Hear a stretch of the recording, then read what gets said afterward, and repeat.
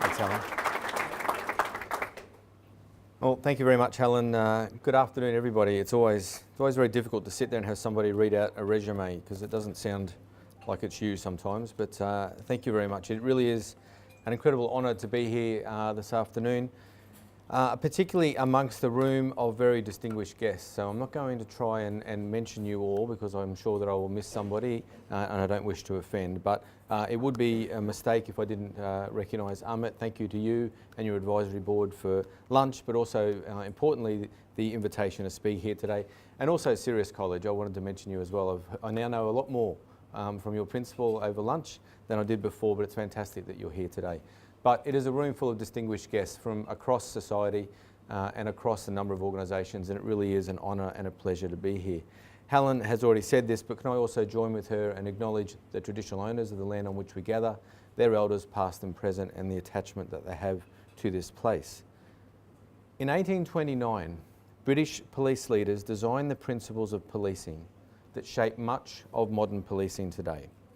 They've become known within police as the Peelian Principles, after the UK Home Secretary of the time, Sir Robert Peel. But in truth, and perhaps I'm biased as a police commissioner, I think in reality they were developed by police commissioners who wanted to change the way that policing was done in the UK at the time.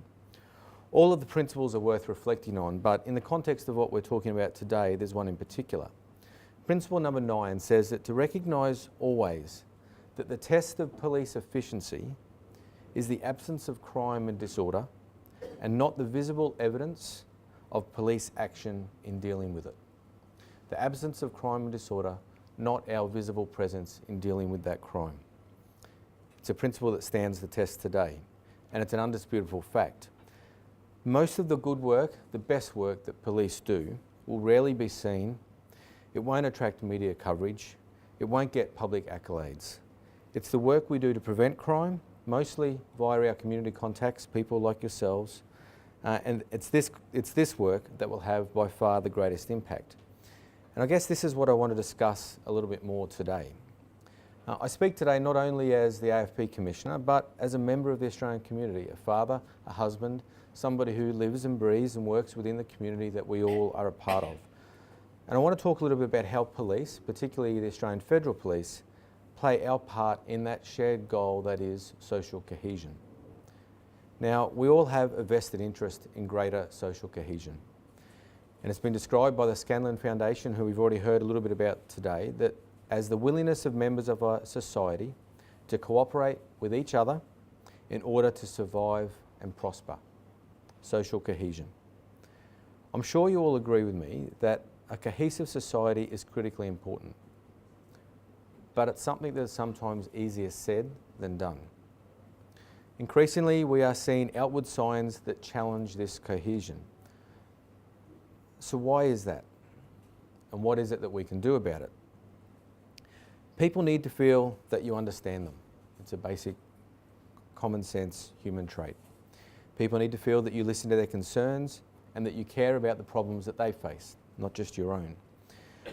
I suggest that the key to achieving this lies in building and maintaining relationships of trust so that the community can engage with each other, with government, with police, and work together to tackle the challenges we face now, but also the challenges that we will face into the future.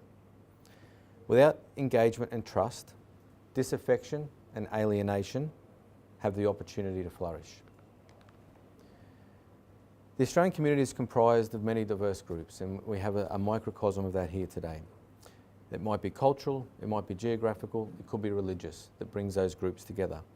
But each has a shared role and a responsibility to help the unity and trust in our society by fostering the ingredients of a cohesive society. Now, Mr. Herman Ousley, the chairman of the UK Commission of Racial Equality, put it this way. He said, social cohesion must encompass the basic principles of justice, fair treatment, equality of opportunity, equal participation and self-determination from all people of diverse backgrounds in these societies if we're not to have social chaos, breakdown and even disorder. I like that description. These foundation blocks are necessary to reduce the risk of marginalised communities, disengaged individuals, and in the current context, the associated risk of radicalisation. Now, Australia, we know, is considered a success story for multiculturalism and cohesion. In 2015, the Scanlon Foundation reported that Australia remains a stable and highly cohesive society. The Australian Multicultural Council reports that social cohesion at the national level is strong. However, there is not a trickle-down effect to the local community.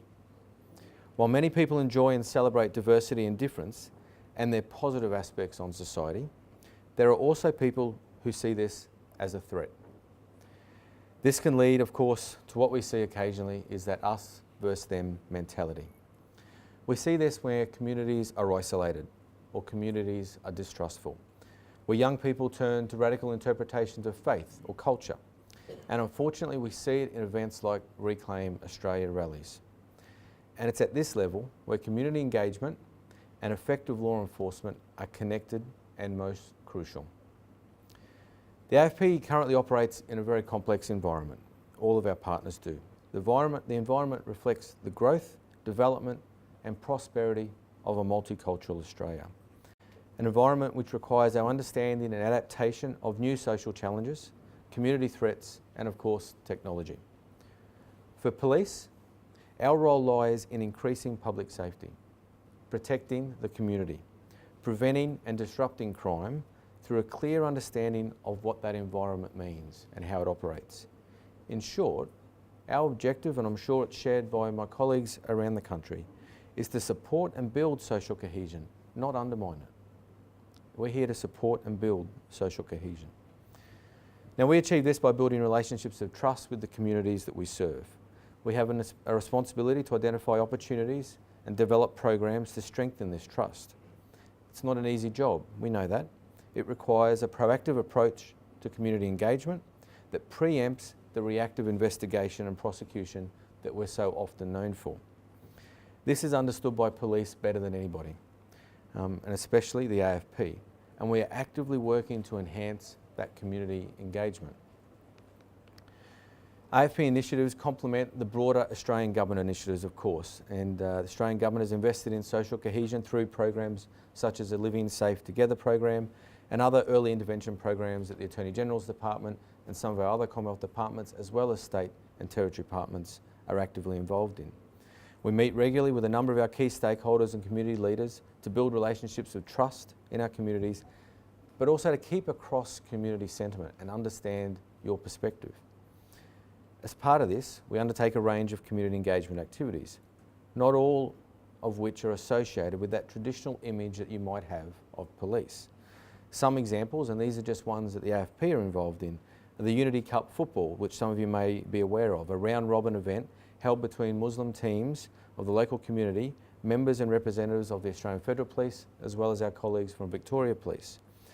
The Unity Cup strengthens the ties between police and the Muslim communities, as well as other culturally and linguistically diverse communities, through a mutual appreciation of AFL.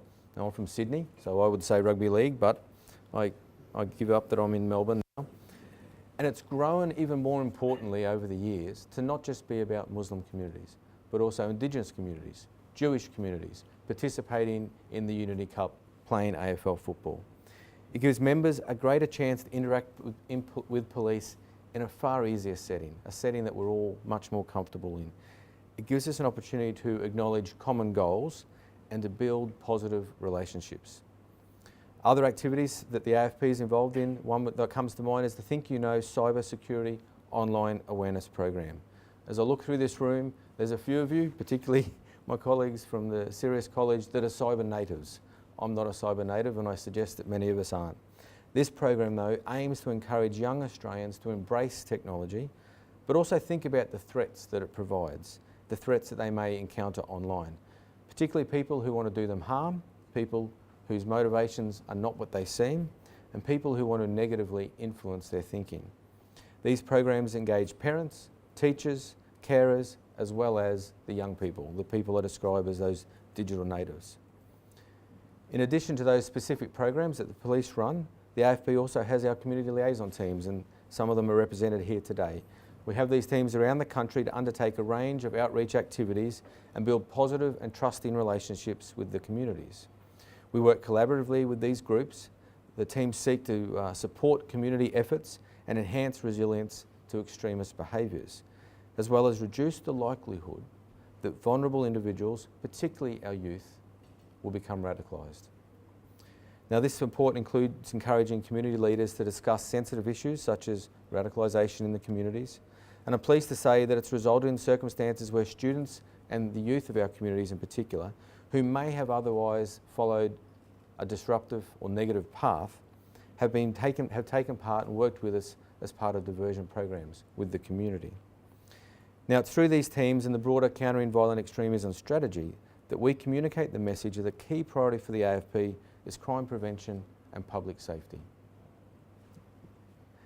We're judged not by what we do, but by the things that we're not seen to be doing. This was demonstrated most recently in September last year when an AFP community liaison team organised a program to educate those people who are interested in the community about the security practices at something as simple to us as Sydney Airport, but something that we know is very intimidating and unfamiliar and uncomfortable for so many in the community. The objective on that day was to create understanding, enhance existing relationships, and build the trust, and in many cases, bust the myths that are often perpetrated and propagated. Now, these police initiatives, though, are not enough, and in fact, thinking about today and looking at the material that I had prepared, what is obvious to me is that these are our ideas. This is what we're investing in, our ideas. We need to do more to be a part of your ideas, and that's where we can do some more work. Social cohesion must, of course, be driven by the communities and must involve many parts of the government, beyond policing. Its success is dependent on citizenship support and involvement, not just governments saying this is what we want to do. Now, there's many things that you can do. There's many meaningful steps that the communities can take to enhance cohesion. And really, I feel silly me saying this to you. You probably know it far better than I. But countering those public narratives of extremism and criminality more generally by providing positive alternatives. Creating dialogue similar to what we're doing here today, so authorities and other people with expertise in certain fields can speak with members of the community, discuss our concerns, and in many cases explain ourselves.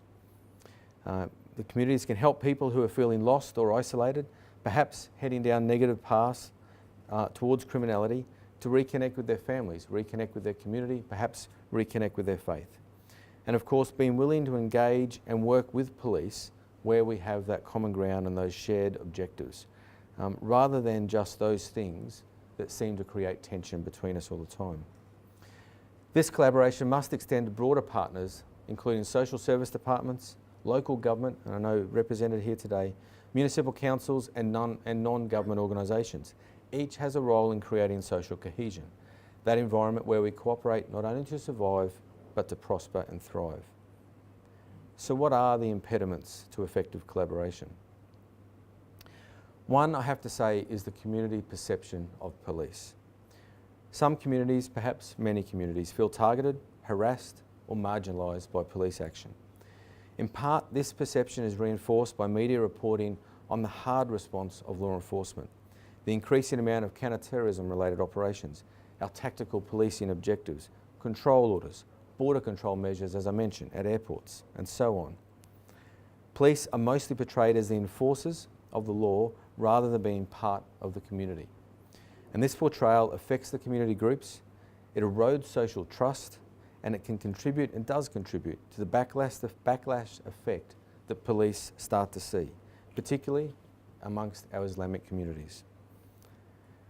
Unfortunately, there's not nearly as much recognition of that softer engagement and community activities of organisations like the AFP and our state and territory partners who are represented today. We need to continue to get the message out that police are there to help, that we would rather prevent crime and that we draw no particular satisfaction. We draw no particular satisfaction from having to occasionally take a hard approach in our role. We'd much rather prevent crime. And this leads to a second factor. Law enforcement needs to balance the requirement to provide community safety and law enforcement whilst maintaining the rights of the individual in a democracy. Now, over several years, I know, we've seen an increase in legislative reform and new police powers, as it's always called. Most recently, Changing technology has seen that the government has adopted data retention legislation. It's required telecommunication companies to collect and hold data for a consistent amount of time. These reforms have unfortunately attracted a lot of negative attention, and I must say often inaccurate reporting, attention that is seen by segments of society through a very negative lens.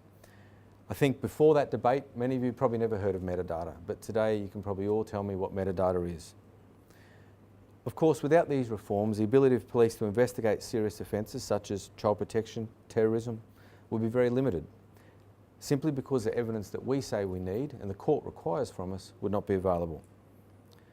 Likewise, when legislative reform, I know the AFP and our counterparts around the country have applied the enhanced control order regime in recent years, and that has been to prevent the movement and limit the association of individuals in the context of our counter-terrorism operations. And they're controversial, I know that. These powers attract negative attention. But let me say this, we apply these tools as a tool of last resort, and we do it only because we believe it's necessary for the protection and safety of the community. I come back to what I said. We draw no particular satisfaction for having to occasionally use the hard edge of policing to do our job.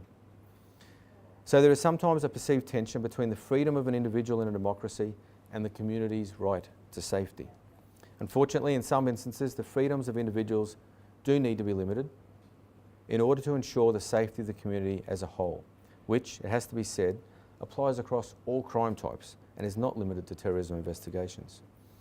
Our role of police is to try and balance that tension as best as possible and to do it within the confines of the laws that we're given. Now, a third factor for the AFP is to balance and appropriately reflect the needs of the community that we serve. Workforce diversity has been a significant focus for me, a personal focus for me, since becoming Commissioner. The AFP's workforce simply does not currently represent the diversity of the community that we serve. A homogenous workforce limits the AFP's ability to understand and serve the community and ensures that policies and programs are tailored to meet community experiences and needs. Diversity to me is not simply a human resource strategy or a people strategy, it's a fundamental policing capability that we need to harness. Something as simple as being able to speak to a community member in their own language builds enormous trust in the relationship. A diverse workforce also provides access to a broad range of skills, experience, education and culture, maximising the ability to deliver a variety of local solutions to local problems. And these issues are, of course, all interconnected. Where there exists a significant divide between the communities and the police, where tension is allowed to exist, it increases the challenges of recruiting from within those communities into our organisations. And all of this, as we know, is occurring in an environment where my priorities, my organisation's priorities are many, the crimes are varied and sometimes increasing. So for this reason, we have to concentrate our efforts on the areas that we think are most vulnerable, the communities sometimes that we think are most vulnerable. Now, we would of course, and I would of course, prefer to engage more broadly. So we must leverage the relationships of other law enforcement partners, civil society partners, to achieve that broader leverage goal. And that reinforces my earlier point that working collaboratively is critical across government, within the community. Now, we know that we're not alone here in Australia in facing some of these challenges. Many countries around the world are grappling with similar issues, particularly multicultural societies and societies which are feeling the impacts of globalisation and the movement of people. The Council of Europe has developed an action plan for social cohesion, and the UK has implemented social cohesion strategies for many years. Themes such as cultural diversity, equity and civil engagement are common amongst those strategies, and it resonates with what we are trying to do here in Australia. So, what does the future look like and what do we need to do? Well, the relationship between police and the community, of course, is not static. Nothing in the current modern world is static. We all need to be progressive, we need to be flexible, we need to keep our strategies under close consideration, and we have to adapt them to change. In order to effectively enhance cooperation with the community, we need to continue strengthening our relationships and further cultivating that fundamental principle of trust. As police, we need more proactive media engagement to ensure the community understands what we are doing but more importantly, why we are doing it. As I've said publicly before, police need to get better at explaining ourselves. We need to work with the media as a means to assist with engagement, not see it as the enemy. Now, this includes interviews by AFP officers, for example, as well as the use of social media tools which allow for interactive discussion, allowing the community to engage with us directly and to discuss issues that affect them. As Commissioner, it's my aim to ensure that the AFP is viewed as an organisation that is professional, trusted and understood, not one that is feared and misunderstood. We must expand law enforcement networks to better link the community with groups, such as the AIS, who can contribute to positive communication and sustain changes in the way the community and the police work together. I want to build on the community liaison teams currently underway and work closely with community leaders such as yourselves, families, parents, teachers, carers, people who are influential within the community. I want to create dialogue, increase the trust between the communities and police, and challenge the assumptions that we are targeting ethnicities rather than the reality that we are targeting crime.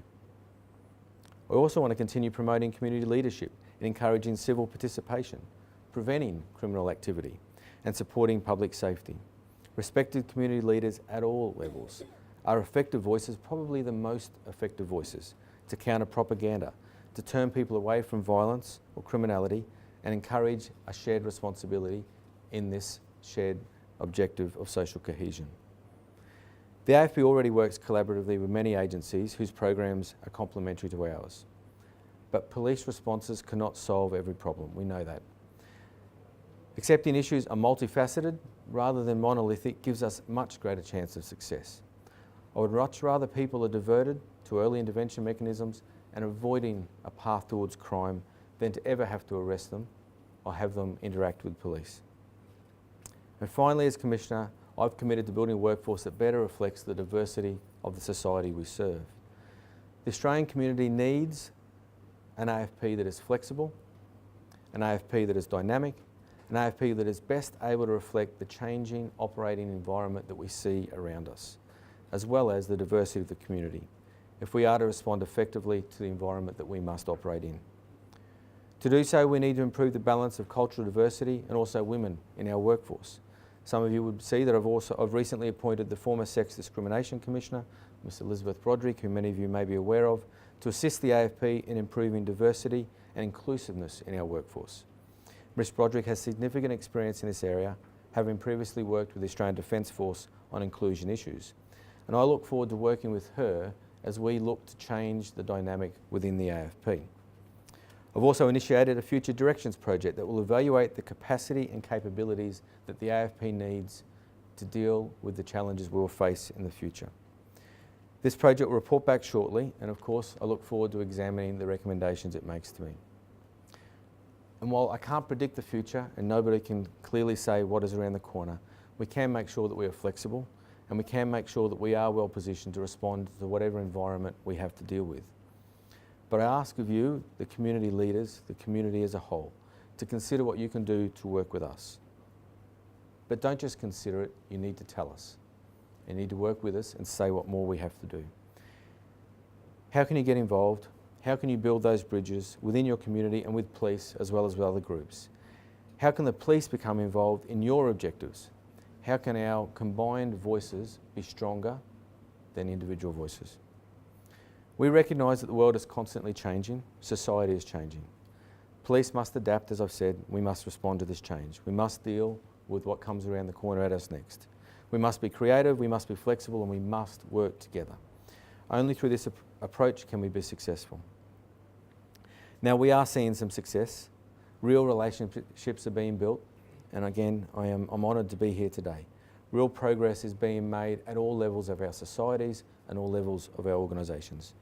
But we should never be satisfied, and we should not rest on our laurels. We should not settle for anything but the best. More is needed, and events such as this are critical in continuing the dialogue and exploring new ways of working together. Now, I started with a quote from 1829 Peelian Principles. I'm sure my police colleagues in the room know a little bit of them, but perhaps they're new to others in the room. I'm going to close on a similar note. So in the nearly 200 years since Sir Robert Peel and his police commissioner colleagues formed what are the principles of modern policing. And since they were promulgated to every beat police officer in the UK, they've been rewritten, they've been reinterpreted, they've been analysed many times, but they stand the test of time. There's another of his principles that I think are really important. It's the 7th principle. And it's been shortened to read effectively, the police are the public and the public are the police. The police are the public and the public are the police. We are in this together. We are a part of your community. You are a part of what we're trying to do. We share the same objective. Like any good team, we have different roles that we have to perform. But providing all of our objectives are heading in the same direction, a direction that sees social cohesion at its core, then together we'll give that team the greatest opportunity of success. Can I thank the Society again for the opportunity to speak here today. Amit, to you and your team. It's not lost on me that it's just yesterday that the Bureau of Statistics said that we clicked over to 24 million people in this country. More important than the fact that we clicked over the 24 million is that we've acknowledged again that our population is growing through migration, more so than it is growing through the natural birth and death ratio. We can't lose sight of that. We should absolutely embrace it because it is the strength of our society. It is the strength that Australia has been built on. So it's not lost on me that this is a conversation that is important to have right now, and it's a dialogue that we must continue. I look forward. I know that all of my police colleagues around the country look forward, but particularly from an AFP perspective, we look forward to continuing that dialogue with you, hearing from you, hearing from us, sharing the perspectives. I know we can do a lot more. With that, thank you very much. I hope everyone has a wonderful afternoon.